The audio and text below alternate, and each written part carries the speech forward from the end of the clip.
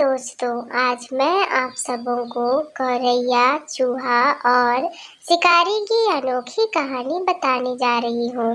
एक दिन की बात है, जंगल में कुछ गौरैया के झुंड भोजन की तलाश के लिए भटक रहे थे।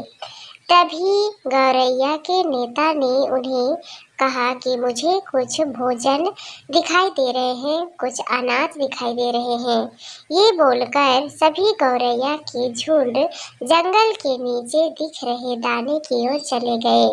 दाने को खाने के बाद जब वे उड़ने की कोशिश करने लगे, तब उन्हें पता चला कि उनका पैर जाल में फंस गया था, जो एक शिकारी जाल फंसाकर रखा था।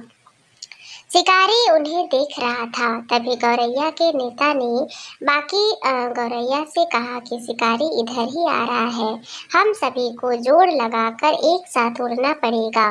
तभी सारे गौरैया एक साथ जोड़ लगाकर आकाश की ओर उड़ गए और फिर उन्होंने अपने गौरैया दोस्तों से कहा कि हमें एक साथ उड़ जाना चाहिए।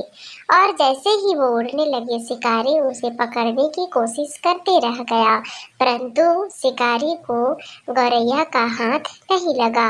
सारे गौरैया उड़ गए। गौरैया शिकारी दिखते रह गया। गौरैया के नेता ने कहा, अब हमें जंगल की ओर चलना चाहिए, वहाँ मेरा एक प्यारा मित्र चूहा रहता है, हमें उनसे मदद मांगना पड़ेगा।